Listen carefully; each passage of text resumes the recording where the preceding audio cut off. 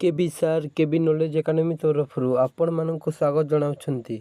ଆଜି ଆମେ ଆଲୋଚନା କରିବା ପ୍ରଥମ ଶ୍ରେଣୀର ଝରଣା 1 ବହିର ଯାହାକି ପ୍ରସଙ୍ଗ ରହିଛି ଆମ ପରିବାର ଏବଂ ପାଠର ନାଁ ରହିଛି ମୁନି ଦେଲା ହସି। ଚାଲ ଆମେ ଡେରି ନକରି ଆଲୋଚନା କରିବା।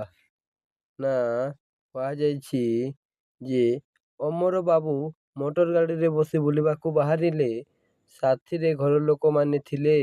ମୋଟର ଗାଡ଼ିଟି ଝରଣା କଡ଼ବାଟ ଦେଇ ଯାଉଥିଲା।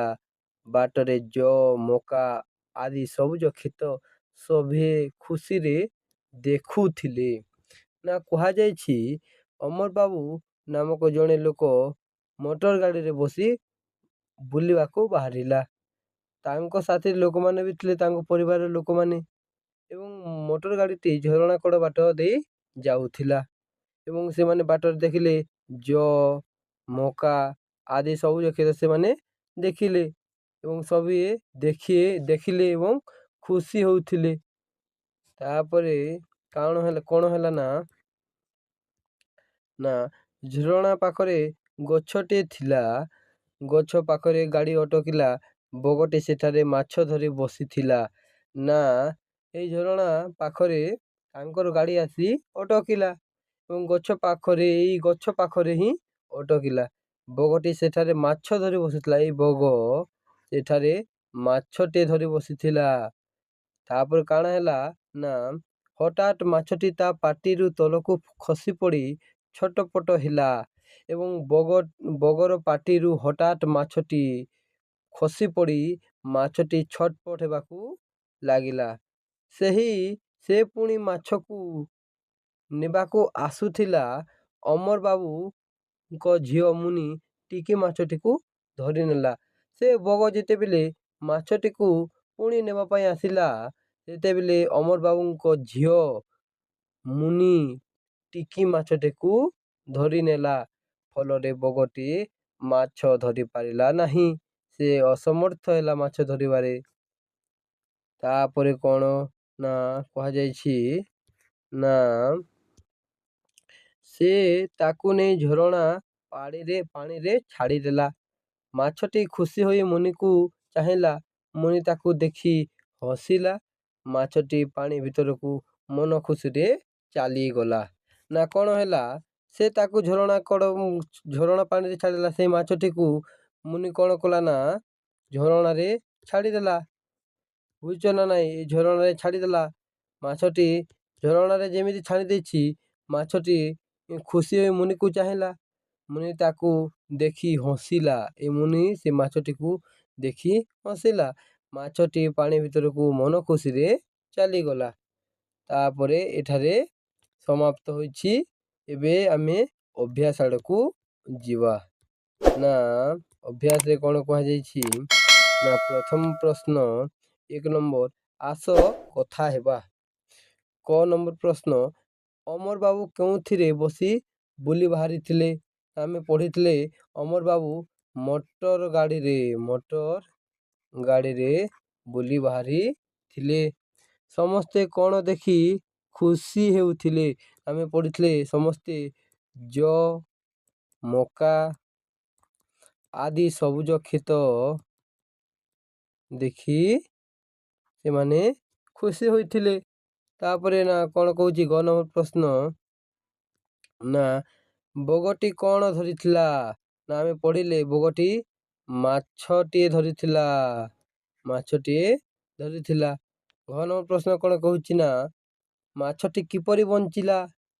ଯେତେବେଳେ ଅମର ବାବୁଙ୍କ ଝିଅ ମୁନି ଟିକି ମାଛଟିକୁ ଧରିନେଲା, ଫଳରେ ମାଛଟି ବଞ୍ଚିଗଲା। ତାପରେ 1 ନମ୍ବର ପ୍ରଶ୍ନ କ'ଣ କହୁଛି ନା ମୁନି କାହିଁକି ହସିଲା? ଯେତେବେଳେ ସେ ମୁନି ମାଛକୁ ନେଇ ଝରଣା ପାଣିରେ ଛାଡ଼ିଦେଲା ଏବଂ ପାଣି ଭିତରକୁ ମାଛ ଯେମିତି ଗଲା, ସେତେବେଳେ ମୁନି ମାଛଟିକୁ ଚାହିଁ ହସିଲା। ଏମିତି ଲେଖିବ। ବୁଝୁଛ ନା ନାହିଁ? ତାପରେ 2 ନମ୍ବର ପ୍ରଶ୍ନ କ'ଣ କହୁଛି ନା ତଳ ଚିତ୍ର ଗୁଡ଼ିକର ନାମ କହିବା। ମୋ ଅକ୍ଷରରୁ ଆରମ୍ଭ ହୋଇଥିବା ଚିତ୍ର ତଳେ ଥିବା କୋଠରୀରେ ରଙ୍ଗ ଦେବା। ନା ମୋ ଅକ୍ଷରରେ ଆରମ୍ଭ ହୋଇଥିବା ଚିତ୍ର ମାନଙ୍କ ତଳ କୋଠରୀରେ ଆମେ ରଙ୍ଗ ଦେବା। ନା ଦେଖିବା ନା ଏଇଟା କ'ଣ ନା ହେଉଛି ନା ଏଇଟା କ'ଣ ମକା ମ ଅକ୍ଷରରୁ ଆରମ୍ଭ ହେଉଛି, ତେଣୁ ଆମେ ଏଇଟାକୁ ରଙ୍ଗ ଦେବା।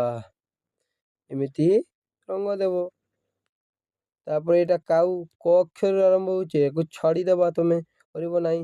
ଏଇଟା ଜଗ ଜଗ ଜ ଅକ୍ଷରରୁ ଆରମ୍ଭ ହେଉଛି, ଏଇଟାକୁ ଆମେ ଛାଡ଼ିଦେବା। ଏଇଟା ମୟୂର ମୟୂର ମ ଅକ୍ଷରରୁ ଆରମ୍ଭ ହେଉଛି, ଏହାକୁ ଆମେ ରଙ୍ଗ ଦେବା। ବୁଝଛ ନା ନାହିଁ? ନା ତାପରେ ଏଇଟା ଗଛ ଗଛ ଗ ଅକ୍ଷର ଆରମ୍ଭ ହେଉଛି, ଏଟାକୁ ବି ଆମେ ଛାଡ଼ିଦେବା, କରିବା ନାହିଁ। ବୁଝିପାରିଲ ନା ନାହିଁ? ତାପରେ 3 ନମ୍ବର ପ୍ରଶ୍ନ କ'ଣ କହୁଛି ନା ସାଙ୍ଗ ସହ କଥା ହୁଅ ମୋ ଅକ୍ଷରରେ ଗୋଲ ବୁଲାଇବା। ନା ଆମେ ଆମ ସାଙ୍ଗ ସହ କଥା ହେବା ଏବଂ ମୋ ଅକ୍ଷର ଯେଉଁଠି ଅଛି ସେଠାରେ ଆମେ ଗୋଲ ବୁଲାଇବା। ନା ଏଠାରେ କେଉଁ କେଉଁ ଜାଗାରେ ମୋ ଅଛି ଦେଖିବା। ନା ଏଠାରେ ମୋ ଅଛି, ଏଟାକୁ ଆମେ ଗୋଲ ବୁଲାଇବା। ଆଉ ଏଠାରେ ମୋ ଅଛି, ଗୋଲ ବୁଲାଇବା। ଆଉ ଏଠାରେ ବି ଅଛି ଗୋଲ ବୁଲାଇବା। ଏଠାରେ ବି ଅଛି ଗୋଲ ବୁଲାଇବା। ଏଠାରେ ବି ଅଛି ଗୋଲ ବୁଲାଇବା। ଆଉ ତ ନାହିଁ, ଛାଡ଼ିଦେବା। ଏମିତି ତୁମେ କରିବ। ବୁଝୁଛ ନା ନାହିଁ? ତାପରେ 4 ନମ୍ବର ପ୍ରଶ୍ନ କ'ଣ କହୁଛି ନା ଦେଖି ଦେଖି ଲେଖିବା। ନା ଆମେ ଦେଖି ଦେଖି ଲେଖିବା। କ'ଣ ଲେଖାଯାଇଛି ନା ଏଇଟା ଆମେ ଦେଖି ଦେଖି ଲେଖିବା। ନା ଏମିତି ତୁମେ ଲେଖିବ। ବୁଝୁଛ ନା ନାହିଁ? ତାପରେ 5 ନମ୍ବର ପ୍ରଶ୍ନ ଆଡ଼କୁ ଯିବା। ନା କ'ଣ କହୁଛି ନା ତଳଚିତ୍ରକୁ ଚିହ୍ନି ଯେଉଁ ଚିତ୍ରର ନାମ ଗ ଅକ୍ଷରରୁ ଆରମ୍ଭ ତାର ତଳ କୋଠରୀରେ ଠିକ୍ ଚିହ୍ନ ଦିଅ। ଗ ଅକ୍ଷରରେ ଆରମ୍ଭ ହୋଇଥିବା ତଳ କୋଠରୀରେ ଠିକ୍ ଚିହ୍ନ ଦେବା। ଆମେ ଚାଲ ଦେବା। ନା ଏଇଟା ଗଛ ଗ ଅକ୍ଷର ଆରମ୍ଭ ହେଉଛି, ଏଇଟାକୁ ଆମେ ଠିକ୍ ଚିହ୍ନ ଦେବା। ବୁଝୁଛ ନା ନାହିଁ? ତାପରେ ଏଇଟା ନଟୁ ନ ଅକ୍ଷର ଆରମ୍ଭ ହେଉଛି, ଏହାକୁ ଛାଡ଼ିଦେବା, କରିବା ନାହିଁ। ଏଇଟା ଗ ଅକ୍ଷର ହେଉଛି ଗଧ ଗ ଅକ୍ଷର ଆରମ୍ଭ ହେଉଛି, ଏହାକୁ ଆମେ ଠିକ୍ ଚିହ୍ନ ଦେବା। ଏଇଟା ଗରିଆ ଏ ଗ ଅକ୍ଷରରେ ଆରମ୍ଭ ହେଉଛି, ଏହାକୁ ଆମେ ଠିକ୍ ଚିହ୍ନ ଦେବା। ବୁଝୁଛ ନା ନାହିଁ? ଏମିତି ତୁମେ କରିବ। ତାପରେ 6 ନମ୍ବର ପ୍ରଶ୍ନ ଆଡ଼କୁ ଯିବା। ନା କ'ଣ କହିଛି ନା 6 ନମ୍ବର ଗ ଅକ୍ଷରରେ ଗୋଲ ବୁଲାଇବା। ଏଠାରେ ଆମେ ଗ ଅକ୍ଷରରେ ଯେଉଁଠି ଅଛି ତା ଉପରେ ଆମେ ଗୋଲ ବୁଲାଇବା। ବୁଝୁଛ ନା ନାହିଁ? ଏଇଠାରେ କେଉଁ କେଉଁ ଜାଗାରେ ଗ ଅଛି? ନା ଏଇଠାରେ ଗ ଅଛି, ଏଇଠାରେ ଗ ଅଛି, ଆଉ ଏଇଠାରେ ଗ ଅଛି, ଏଇଠାରେ ଗ ଅଛି ଏବଂ ଏଇଠାରେ ଗ ଅଛି। ବୁଝୁଛ ନା ନାହିଁ? ଏମିତି ତୁମେ କରିବ ଏବଂ ସମସ୍ତ ଜାଗାକୁ ଛାଡ଼ିଦେବ। ନା କୁହାଯାଇଛି ଖାଲି ଗ ଅକ୍ଷରରେ ଗୋଲ ବୁଲାଇବା ପାଇଁ, ସେଥିପାଇଁ ତୁମେମାନେ ଖାଲି ଗ ଅକ୍ଷର ଉପରେ ଗୋଲ ବୁଲାଇବ। ତାପରେ 7 ନମ୍ବର ପ୍ରଶ୍ନ କ'ଣ କହୁଛି ନା ଦେଖି ଦେଖି ଲେଖିବା। ପୁଣି ଦେଲା ଦେଖି ଦେଖି ଲେଖିବା ପାଇଁ। ଏଇଟା କ'ଣ ଗ। ନା ଆମେ ଲେଖିବା ଗ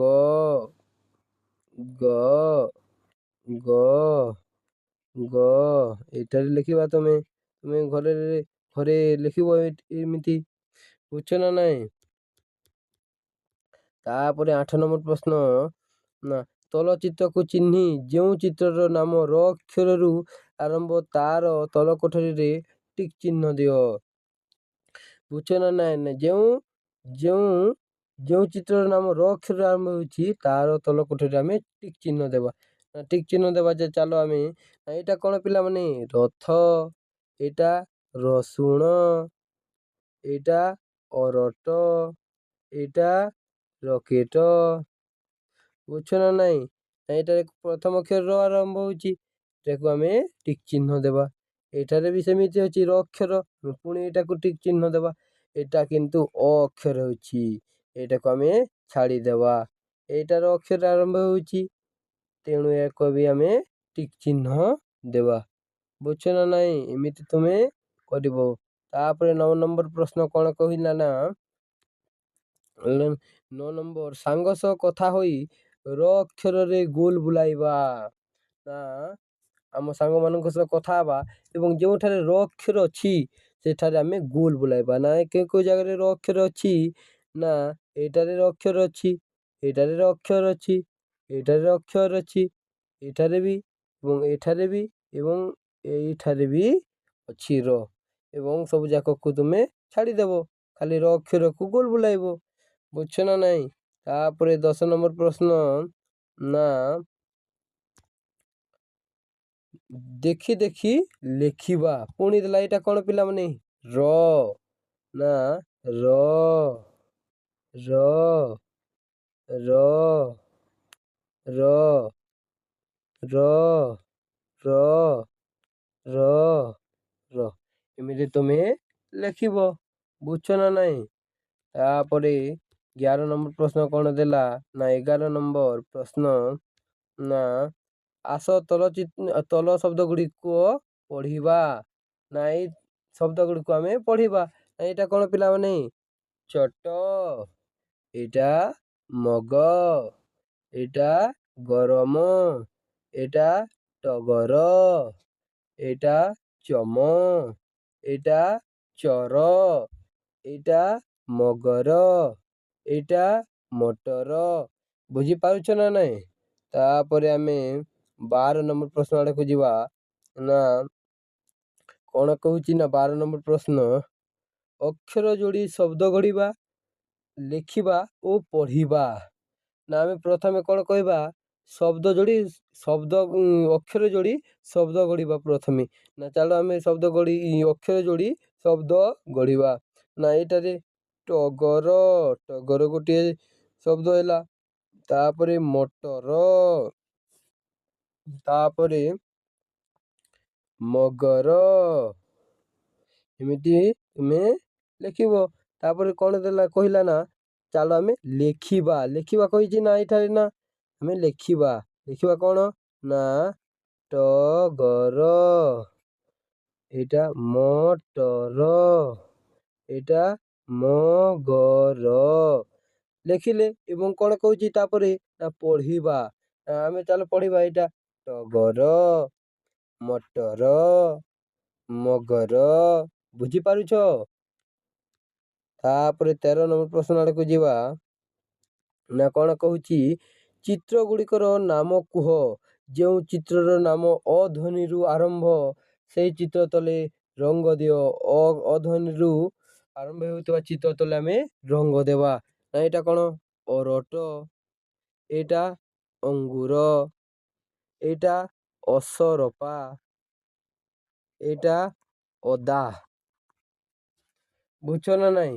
ନା କ'ଣ କହିଛି? ନା ପ୍ରଶ୍ନ କହିଛି, ନା ଅ ଧ୍ୱନିରୁ ଆରମ୍ଭ, ସେଇ ଚିତ୍ର ତଳେ ରଙ୍ଗ ଦେବା। ଏଇଟା ଅ ଧ୍ୱନିରୁ ଆରମ୍ଭ ହେଉଛି, ତେଣୁ ଆମେ ଏଇଟାକୁ ରଙ୍ଗ ଦେବା। ବୁଝଛ ନା ନାହିଁ? ଏମିତି ତୁମେ ରଙ୍ଗ ଦେବ। ବୁଝଛ? ତାପରେ ଏଇଟା ବି ଅକ୍ଷରରୁ ଆରମ୍ଭ ହେଉଛି, ଏଇଟାକୁ ବି ଆମେ ରଙ୍ଗ ଦେବା। ବୁଝଛ ନା ନାହିଁ? ତାପରେ ଏଇଟା ବି ଅକ୍ଷରରେ ଆରମ୍ଭ ହେଉଛି, ଏଟାକୁ ବି ଆମେ ରଙ୍ଗ ଦେବା। ତାପରେ ଏଠାରେ ବି ଅ ଧ୍ୱନିରେ ଆରମ୍ଭ ହେଉଛି, ତେଣୁ ଏଠାରେ ବି ଆମେ ରଙ୍ଗ ଦେବା। ବୁଝଛ ନା ନାହିଁ? ଏମିତି ତୁମେ ନିଜ ଘରେ କରିବ। ତାପରେ 14 ନମ୍ବର ପ୍ରଶ୍ନ କ'ଣ କହିଥିଲା? ନା ଅକ୍ଷରରେ ଗୋଲ ବୁଲାଇବା। ଯେଉଁଠାରେ ଅ ଅକ୍ଷର ଅଛି, ସେଠାରେ ଆମେ ଗୋଲ ବୁଲାଇବା। ନା ଏଠାରେ କେଉଁ ଜାଗାରେ ଅକ୍ଷର ଅଛି? ନା ଏଠାରେ ଅକ୍ଷର ଅଛି, ଗୋଲ ବୁଲାଇବା। ଏଠାରେ ଅଛି, ଏଠାରେ ଅଛି, ଏଠାରେ ଅଛି, ଏଠାରେ ଅଛି ଏବଂ ଏଠାରେ ଅଛି। ଏବଂ ସମସ୍ତ ଜାଗାକୁ ତୁମେ ଛାଡ଼ିଦେବ, ଖାଲି ଅ ଅକ୍ଷରରେ ଗୋଲ ବୁଲାଇବ। ବୁଝିଛ ନା ନାହିଁ? ତାପରେ 15 ନମ୍ବର ପ୍ରଶ୍ନ କ'ଣ କହିଲା? ନା ଆସ ଦେଖି ଦେଖି ଲେଖିବା। ପୁଣି ଦେଲା, ଏଇଟା କ'ଣ ପିଲାମାନେ? ଅ। ଚାଲ ଆମେ ଦେଖି ଦେଖି ଲେଖିବା। ଅ ଅ ଅ ଅ ଅ ଅ ଅ ଏମିତି ତୁମେ ଲେଖିବ। ବୁଝଛ ନା ନାହିଁ? ତାପରେ 16 ନମ୍ବର ପ୍ରଶ୍ନ କ'ଣ କହିଲା? ନା ସାଙ୍ଗ ସହ କଥା ହୋଇ ବିଦ୍ୟାଳୟକୁ ଯିବା ପାଇଁ ଚଳଚ୍ଚିତ୍ରରେ ରାସ୍ତା ଖୋଜି ବାହାର କରିବା।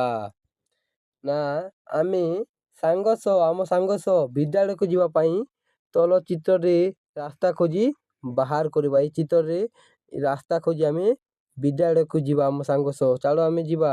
ନା ପ୍ରଥମେ ଆମେ କେଉଁ ରାସ୍ତାରେ ଯିବା? ପ୍ରଥମେ ଆମେ ଏଇଠାରୁ ଯିବା ଏବଂ ଏଇଠାକୁ ଆସି ଏମିତି ଆସି ସିଧା ଏମିତି ସ୍କୁଲକୁ ପହଞ୍ଚିଯିବା। ବୁଝୁଛ ନା ନାଇଁ?